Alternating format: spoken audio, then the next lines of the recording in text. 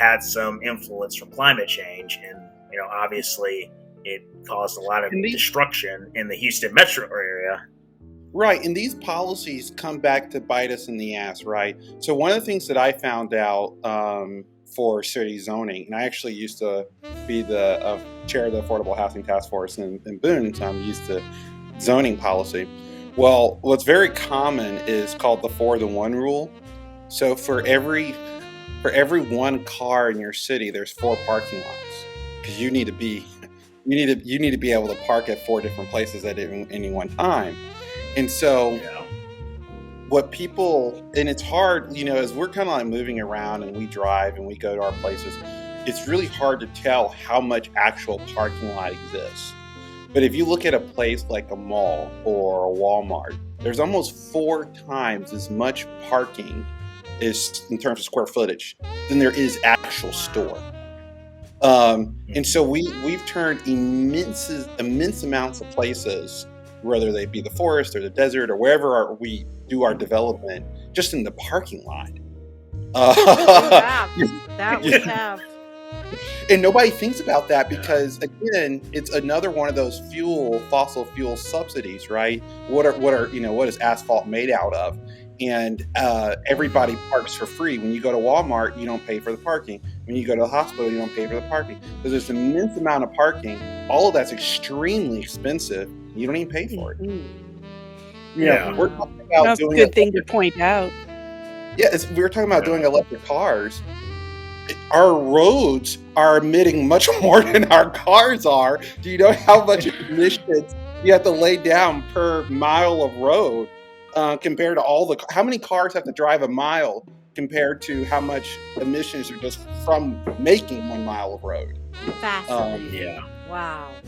That's so interesting. And Antonio. then the tires and the wear on the tires and what. Well, the whole thing, civilization, every single thing we make.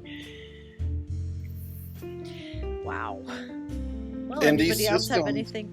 Go ahead. And well, I guess I'll finish here, but the reason why I want to talk about Suburbia is because Suburbia is the epitome of the infinite growth mindset, that we don't have anything to worry about, that we have plenty of resources and we can use them as loosely as possible. Endless resources. That's how you get Suburbia. I mean, even think about it.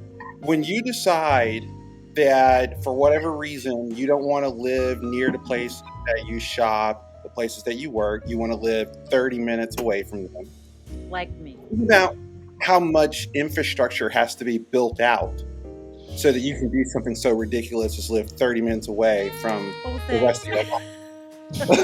Well, I mean, but we're all doing that. We're all doing it, right? I don't go out though. I only go out twice a month. Me too.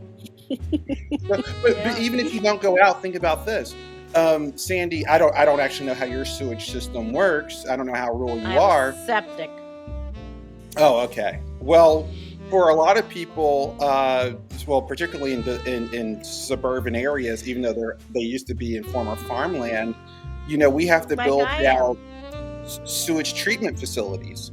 And sewage treatment facilities, it's okay to build them out, but you have to have a dense population that will actually sustain the cost of building that type of infrastructure. But with suburban development, because it's so low dense and it's so spread out, people are wanting city services, but they want them at the same capacity as the city, but they're living so spread out that they can't afford them. And Nick was talking about a lot of the social injustices.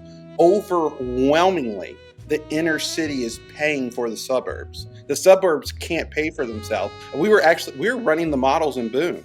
If we wanted the outer suburbs to actually pay for themselves, we would have to increase their tax burden between 30 to 40 times. Oh, good Lord. That's crazy. Yeah. And so it's so odd that all these rich suburbanites, quote unquote rich suburbanites, are living out in the suburbs. They totally can't afford to live out there. And then the rest of the city has to use its tax base to support people who are living all the way out in the periphery for no reason. Well, this is a good precursor for that show, for sure. Absolutely. What are we going to call it? I gotta think of a name. Okay. All right.